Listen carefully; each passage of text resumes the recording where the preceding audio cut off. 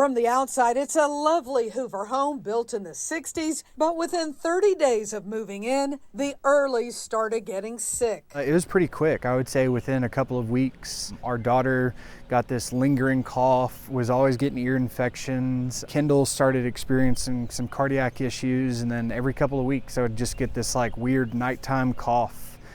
Where I'd have to use an inhaler. What could it be? A social media post got them thinking. Came across a girl with identical symptoms, and she was very frank about saying, if you have these symptoms, you need to check your house for toxic mold.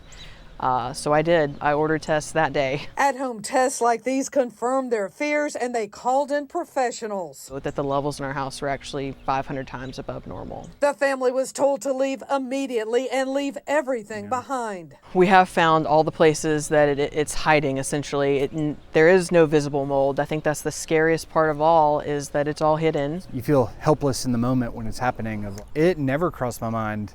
In fact, when Kendall first mentioned it, like my thought was like, I don't see it and I don't smell it, so there's no way it could be mold. Now they're looking at 6 figures to fix it all, ripping out the walls to the studs, a new roof, and more. Instead of moving water away from the house, was putting water behind these walls. Insurance won't cover the cost since this is not from a flood or natural disaster. Beautiful home, you would never think twice. I walked in, everything looks normal, very clean. The family hired Jose Valencia's restoration company. His trained eye quickly found the problems. The drains out front not working to push the water away. This is not circulating out.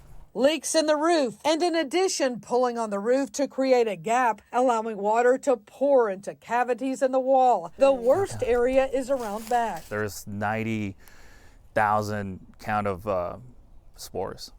That's super high.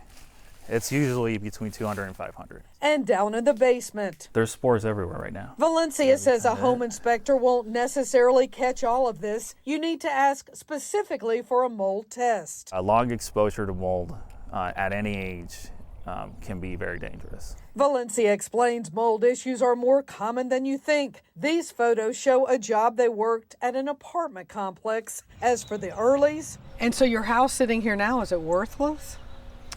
Well, we can't live in it, and nobody really can. They've set up a GoFundMe and have already raised $20,000 for renovations. They remain optimistic. I feel confident that one day we'll be able to get back in and, be back in a livable house.